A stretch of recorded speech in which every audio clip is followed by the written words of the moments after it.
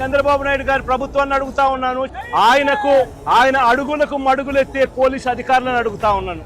ఎందుకయ్యా ఒక రాజకీయ నాయకుడు తమ పార్టీకి సంబంధించిన వాళ్ళను కలవడం ఏమైనా నేరమా అని అడుగుతా ఉన్నాను. అలా కలవడానికి వస్తే అదేమైనా తప్ప అని అడుగుతా ఉన్నాను. ఎందుకు ఆంక్షలు పెడతా ఉన్నారు అని అడుగుతా ఉన్నాను.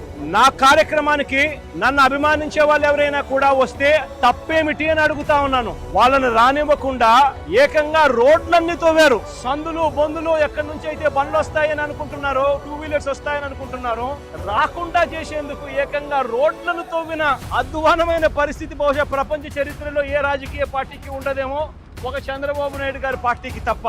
నిజంగా ఒక ప్రతిపక్ష నాయకుడిని చూసి చంద్రబాబు నాయుడు ఇంతగా భయపడతా ఉన్నాడంటే నిజంగా చంద్రబాబు నాయుడు గారు ఎక్కడైనా బావి చూసుకొని దుంకాలి. ఒక ప్రతిపక్ష నాయకుడిని చూసి, ఒక ప్రతిపక్షాన్ని చూసి ఇంతగా భయపడి ఆయన వస్తా ఉంటే అభిమానులను ఆపేదాని కోసం అని చెప్పి, ఆయన వస్తా ఉంటే ప్రజలను ఆపేందుకోసమని రోడ్లను కూడా తవ్విన చరిత్ర ఒక చంద్రబాబు నాయుడు గారికి మాత్రమే దక్కుతుంది.